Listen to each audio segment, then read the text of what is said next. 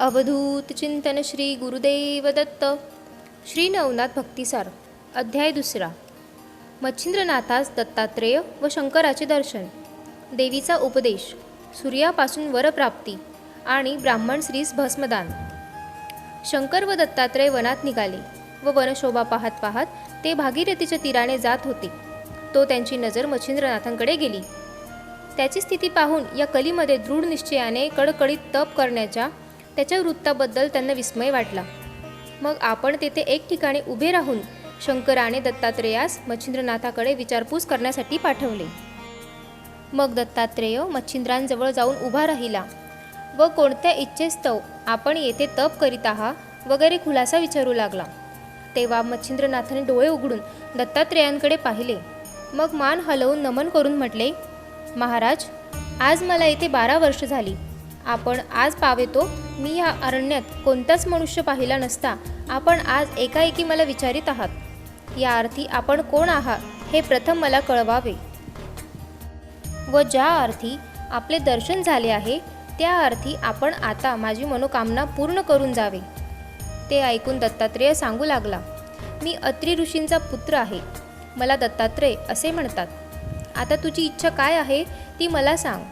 हे ऐकून आज आपली तपश्चर्या फळास येऊन केलेल्या कर्माचे सार्थक झाले असे मानून व सर्व नेम धर्म सोडून मच्छिंद्राने दत्ताच्या पायांवर नमस्कार ठेविले. त्यास प्रेमाचा पाझर सुटल्याने नेत्रांतून एकसारखे पाणी वाहू लागले. तेणे करून दत्ताचे पाय धुतले गेले. नंतर तो दत्तात्रेयास म्हणाला, महाराज, आपण साक्षात भगवान आहात. शंकर, विष्णू व ब्रह्मदेव या तिघांचे रूप एकवटून आपण अवतरला आहात.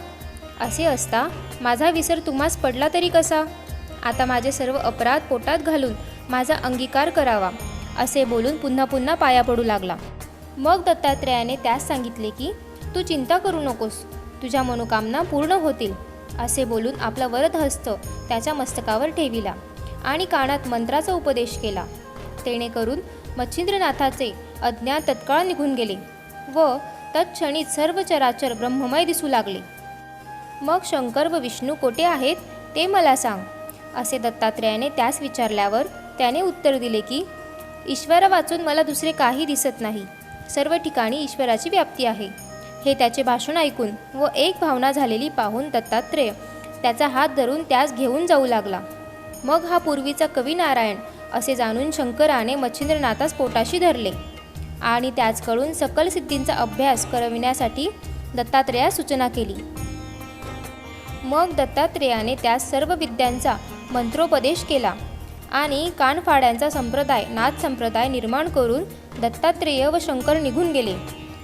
मग मच्छिंद्रनाथही तीर्थयात्रा करावयास निघाला. मच्छिंद्रनाथ तीर्थयात्रा करीत करीत सप्तशृंगीस गेला. तेथे त्याने भक्तिपूर्वक अंबेचे दर्शन घेतले व स्तुती केली. त्या समयी साबरी विद्या आपणास पूर्ण अवगत होऊन त्यावर कविता करावी असे त्याच्या मनात येऊन गेले. ह्या कवित्वाच्या योगाने लोकांना पुष्कळ फायदा होईल अशी त्याची कल्पना होती. परंतु दैवत अनुकूल झाल्या वाचून कार्यसिद्धी व्हावयाची नाही अशीही त्याच्या मनात शंका आली. मग त्याने अंबेसन्निध 7 दिवसापर्यंत अनुष्ठान केले. तेव्हा अंबा प्रसन्न झाली व कोणता हेतू मनात धरून तू हे अनुष्ठान करीत आहेस ते मला सांग म्हणून म्हणाली. त्याने सांगितले की मातोश्री, साबरी विद्येवर कवित्व करावयाचे माझ्या मनात आले आहे. तरी माझा हेतू पूर्ण होण्यासाठी मला उपाय सांगावा. मच्छिंद्रनाथाचा असा मनोदय जाणून तुझे मनोरथ पूर्ण होतील असा देवीने त्यास आशीर्वाद दिला. मग त्याच्या हातात हात घालून ती त्यास मार्तंड पर्वतावर घेऊन गेली. तेथे एक मोठा वृक्ष होता. तेथे मंत्रोक्त हवन केल्यावर वृक्ष सुवर्णासारखा दैदीप्यमान असा त्यास दिसू लागला. तसेच झाडांच्या फांद्यावर नाना दैवते बसले आहेत असेही त्यास दिसू लागले. असा चमत्कार अंबिकेने त्यास दाखविला. ती सर्व दैवते मच्छिंद्रनाथाकडे पाहत होती पण बोलत चालत नव्हती. नंतर अंबेने त्यास सांगितले की तू आता येथून ब्रह्मगिरीच्या जवळच अंजन पर्वत आहे, त्यावर महाकालीचे स्थान आहे. तेथे जाऊन भगवतीला नमस्कार कर. तेथून दक्षिणेकडे नदीवर जा. तेथे उदकाने भरलेली श्वेतकुंडे दिसतील. त्यातील शुक्ल वेल तोडून एक कुंडात टाक. ती कुंडे 100 आहेत.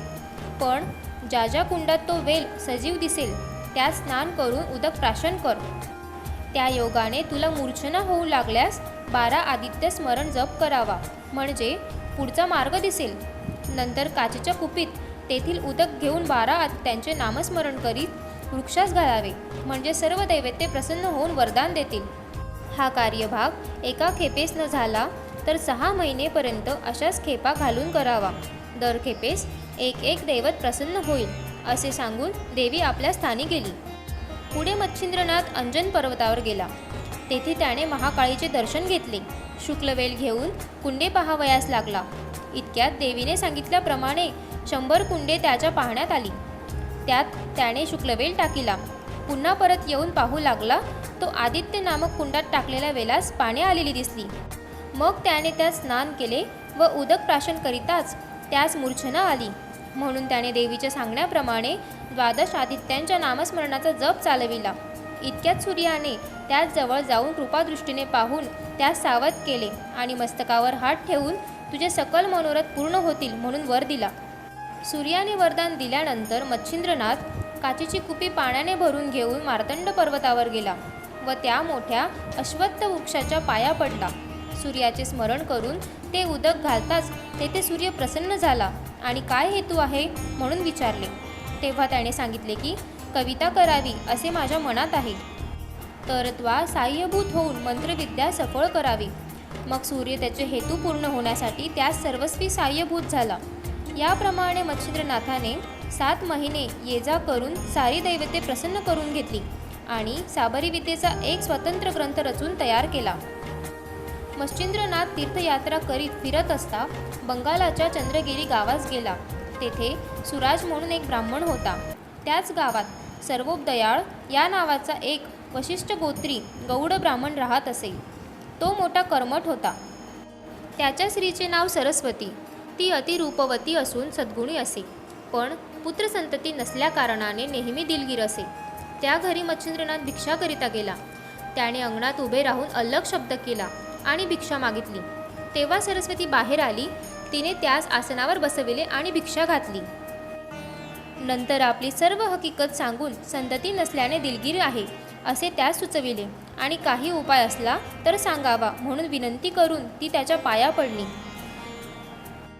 तेव्हा मच्छिंद्रनाथास तिची दया आली. मग त्याने सूर्यमंत्राने विभूती मंत्रून ते भस्म तिला दिले आणि सांगितले की हे भस्म रात्रीस निजते वेळी खाऊन निज. हे नुसतेच भस्म आहे असे तू मनास आणू नकोस. हा साक्षात हरिनारायण जो नित्य उदयास येतो तो होय. तो तुझ्या उदरी येईल. त्या तुझ्या मुलास मी स्वतः उपदेश करीन. तेणे करून तो जगात कीर्तिमान निघेल. सर्व सिद्धी त्याच्या आज्ञेत राहतील. असे बोलून मच्छिंद्रनाथ जावयासाठी उठला असता तुम्ही पुन्हा परत कधी याल म्हणून तिने त्यास विचारले. तेव्हा मी 12 वर्षांनी परत येऊन मुलास उपदेश करीन असे सांगून मच्छिंद्रनाथ निघून गेला. सरस्वतीबाईस भस्म मिळाल्यामुळे अत्यंत हर्ष झाला होता. ती राख तिने आपल्या पदरास बांधून ठेवली. मग ती आनंदाने शेजारणीकडे बसावयास गेली. तेथे दुसऱ्याही 5-7 बायका आल्या होत्या व संसारासंबंधी त्यांच्या गोष्टी चालल्या होत्या. त्यावेळी तिनेही आपल्या घरी घडलेला सर्व वृत्तांत त्यास सांगितला आणि त्या कानफोड्या बाबाने सांगितल्याप्रमाणे मी भस्म शेणात खाल्ले असता मला पुत्र होईल काय म्हणून विचारले. तेव्हा एक जणीने तिला सांगितले की त्यात काय आहे, असल्या धुळेने का पोरे होतात. तू अशी कशी त्याच्या नादी लागलीस कोण जाणे. आम्हाला हे चिन्ह नीट दिसत नाही. अशा तऱ्हेने त्या बायांनी तिच्या मनात किंतु भरवल्यामुळे ती हिरमुसले तोंड करून आपल्या घरी आली व घोट्याजवळ केर कचरा शेण वगैरे टाकण्याची जी खांस होती त्या उकिरड्यावर तिने ते भस्म टाकून दिले. 12 वर्षानंतर मच्छिंद्रनाथ चंद्रगिरी गावात सरस्वतीच्या घरासमोर जाऊन उभे राहिले. त्यांना पाहून सरस्वती बाहेर आली. तिने नाथांना ओळखले. मुलगा कुठे आहे नाथांनी विचारले. मला मुलगा झालाच नाही तिने सांगितले. खोटं बोलू नकोस. त्या भस्माचे काय झाले नाथांनी प्रश्न केला. मी ते शेण टाकण्याच्या जागी नेऊन टाकले. योगीराज मला क्षमा करा. मला ती जागा दाखव. तिने नाथांना ती जागा नेऊन दाखविली. मच्छिंद्रनाथ म्हणाले, हे प्रतापवंता हरिनारायणा सूर्यसुता, तू जर गोवरात असलास तर बाहेर ये. गुरुराया मी इथंच आहे. गोवरांची रास मोठी आहे. तुम्ही मला बाहेर काढा. त्यानंतर मच्छिंद्रनाथांनी लगेच खाच उकरून त्या मुलास बाहेर काढले. तो तेजपुंज पुत्र बाहेर येताच सूर्यासारखा प्रकाश पडला. सरस्वतीला पश्चाताप झाला.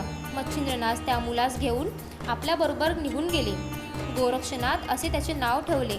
त्याला शाबरी विद्येत प्रवीण केले, अस्त्रविद्येतही निपुण केले.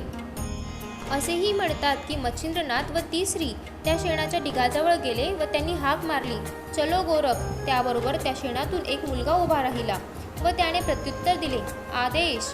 मग मच्छिंद्रनाथ त्या मुलाला घेऊन गेले. हाच मुलगा पुढे गोरक्षनाथ म्हणून प्रसिद्धीस आला. योगबळामुळे गोरक्षनाथांनी चिरंजीवित्व प्राप्त करून घेतले होते.